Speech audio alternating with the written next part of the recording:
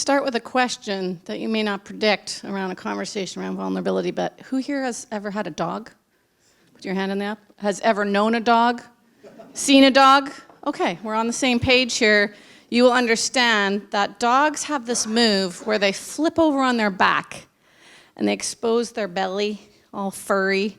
Their paws are in the air. Maybe their tail is wagging. Their ears are flopped down. Maybe their tongue is hanging out of the side of their mouth. They're so exposed. They're so vulnerable. They're putting so much trust in the people or animals around them. That's me tonight. I'm the puppy with the belly, and I'm trusting you and hoping you were all frisked for tomatoes. There's no tomatoes in this audience. Katie talked about being vulnerable by having fun and putting yourself out there. When I was first asked just a week ago to do this talk on vulnerability, I thought, well, I'm vulnerable all the time. I put myself out there. I'm like the play lady for the last 25, 30 years. I've been out there doing improv and speaking to thousands of people about play, willing to be the fool, the jester, wear crazy shoes and hats and rubber chickens. And so I'm like, where am I vulnerable? What am I holding back and not sharing? So of course I had to go back in time, back to my childhood. As my dad would say, when was your first fall? When did you first realize that life's not perfect? I had to go back to grade 4. And I had a teacher who I had loved and adored and trusted, had that belly open. And he asked the class, who here would like to help me get some paper from the supply room? And everybody's got their hands in the air, and I'm super excited, and I go with him. And I'm reaching for the paper, and he puts both hands down my sides. And places he shouldn't. Grade 4, what are you, 10 years old? And I would tell this story to friends without emotion, as if it had never impacted me or affected me at all. He was standing behind me, mumbling something in a different language, and yet I thought, something's not right. This is not normal. No one has ever touched me like this before. No one's ever treated me like this before. I don't think my teacher's supposed to be doing this. So I went home and I told my parents right away, because we had that connection, because I'd always shared everything with them, dreams and fantasies and stories. They wanted to hear it all. So there was no hesitation, no shame from me as a grade 4 student. So fast forward, what happened to this teacher? We'll come back to that. Because the worst was not in that supply room. The worst was the hearing afterwards. I ended up in this hearing. The school board decided, because they had heard from 12 other students that this has also happened, that they would decide if he was going to be fired or not. And I had to sit there across from my teacher and his friend, the psychiatrist, who vouched for him and said he was psychologically incapable of doing such a thing. Then they asked me, now you must tell your story. You must tell the truth. Do you know what the truth is? Yes, I know what the truth is. Do you know what will happen to you if you lie? Do you know what a lie is? Yes, I know what a lie is. Have you ever been to Sunday school? Yes. What will happen to you if you lie? Well, will I go to hell? Do you know what the difference is between heaven and hell? Yes. And in that moment, with lawyers and psychiatrists and my teacher right across from me, I felt like what I was saying didn't matter. My story didn't matter. That I was, my truth, my story didn't matter. And I've never thought of that before this week. So thank you for Winston for asking this question about what you're vulnerable about, because then it occurred to me that here I am in a chosen profession of speaking and sharing my story and hoping that it has an impact on people's lives. Perhaps that was connected to grade 4. But I left that hearing knowing that I had survived. I was physically still alive. And I'd walked in there into the unknown, not knowing if it was going to be good or bad. So I moved around a lot as a kid, and I had to make new friends.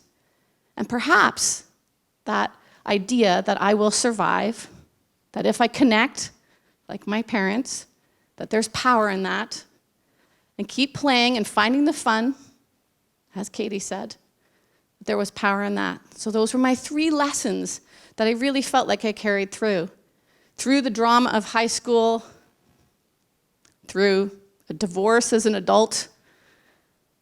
That broken heart healed. After the panic set in, I was still able to reach out and connect with friends, with new lovers, with playing and taking these leaps into the unknown, being single for the first time, living on my own. And when my mom decided that she was going to sell her toy store, and now, Kirsten, go out and find your new role, I had to reinvent myself. Okay, I'm going to open my own toy store at 29. I took that leap. I connected with the community. I was playing. And I rode the roller coaster of being an entrepreneur. And boy, does it have connection. Because, of course, you never ride a roller coaster by yourself. You're with someone, right? And you're going up, up, up, up, up. And you get all that thrills and excitement and fun. And then down to the bottom of the roller coaster and the pit in your stomach, the nausea of when things don't go so right on your entrepreneurial journey. So I ended up having to sell that, after 15 years, and it won lots of awards. I was super excited to reinvent myself. I'd kind of gotten a little restless. I'm going to go out and spread the word of play, the importance of play at work, especially for adults. So you would think, okay, no problem. It was a big leap, but I'm going to go out there and make those connections in the unknown. So I used those 3 same principles: leap, connect, and play. And this is the part where I initially thought that the whole vulnerability was I don't want to share my professional failures, because what if like a potential client is listening? What if they don't hire me because they think I suck? Maybe they think I don't matter. Maybe they think my voice doesn't matter. Is this connected to grade 4? So recently, I had an incident where I was supposed to be facilitating for 250 travel agents, months of preparation. I got a trunk full of Lego, ready to go, and I get physically prevented from attending this event. I have my son with me, who's only 12, there to help me. I can't tell you all the details for legal reasons, but I am physically unable to attend, and I am in a panic. I always want to provide value, but how was I going to provide any value if I'm not there? What was the client going to do? They had a 2-hour spot. Crying, bawling, panicking. My son is right beside me. I must stay strong for my son. I must stay strong for my son. He looks at me. He's like, Mom, we need to play. So we look around this waiting room we're in, and I'm like, okay, let's do I Spy. Oh, I see something. I see a picture of Donald Trump. And, no, sorry, I said, I see something orange. He guessed Donald Trump right away. Too many clues. So eventually, after 6 hours of the worst 6 hours, worse than 6 hours of childbirth, I would say emotionally, because there was no big reward afterwards, we head back to our place. And I'm like, what am I going to do? I miraculously get on the phone and find someone to replace me, to do my presentation, who was able to find enough Lego in their city to bring those 250 people. Less than 12 hours later, she did it. She put it on. And I was so relieved and so grateful, and I could breathe. I could sleep that night.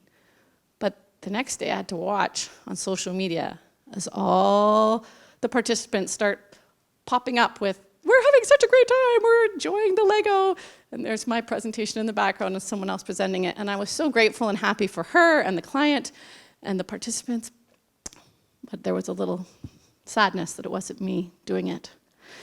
So the next day I was a little, I have to say, depressed. I was buried under the covers, and I'm like, what does this mean for my future? Am I going to lose all these clients because I can't work where they are?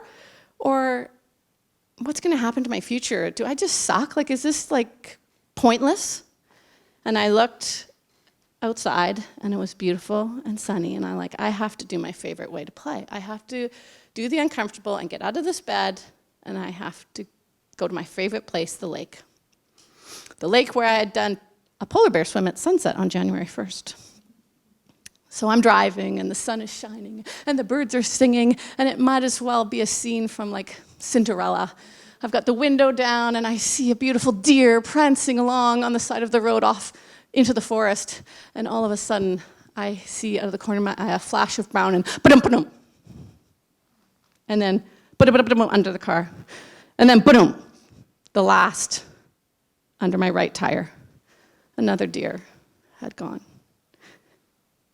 And I quickly pulled over, and I looked in my rearview mirror, and 4 other cars pulled over, and I started screaming at the top of my lungs, I've killed it, I've killed it, I've killed it, I've killed it, I've killed it, I've killed it, I've killed it. And I couldn't believe I had murdered Bambi. And I could see in the rearview mirror them all looking at me, and I felt like daggers were hitting the back of my head from these people. They were viewing me as a murderer. Of course, they weren't. But it was all perception. I was in hysterics, and it was probably magnified by the incident just 36 hours earlier. And so I just sat there shaking, gripping the steering wheel with a death grip. And then some people came along and said, the conservation officer is coming. Someone is performing Reiki on the deer. I'm not sure how effective that was. Conservation officer said, leave the deer alone. And they said, go on your walk. There's nothing more you can do here. So I went. And when I came back, the deer was gone. And I had to get some perspective on the weird randomness of this. And then people were like, bad luck comes in threes, and you've had some pretty bad luck. Watch out. Oh, great. Thanks, friends. So sure enough, I had this podcast booked with this multi-millionaire that I'd met randomly on the beach. And the podcast is called Play with Possibility, of course. And he, it's hard to get someone booked for when they are running a huge company. And so I was a little bit stressed, and I'm not the most technically proficient, and so I stand here before you confessing my failure of pressing the right buttons. Yeah, 1 hour interview, no audio, massive failure, waste of his time, waste of my time, waste of a huge opportunity. And so 3 times I had failed, and 3 times I had to remind myself to connect, to reach out to my friends, help them reframe things with me. I had to remind myself to play, and I had to remind myself to keep leaping into new situations. Whether I'm reinventing myself, whether you're reinventing yourself, whether you're trying something new, that play, that leap, that connect, all 3 serve to help you survive. Thank you.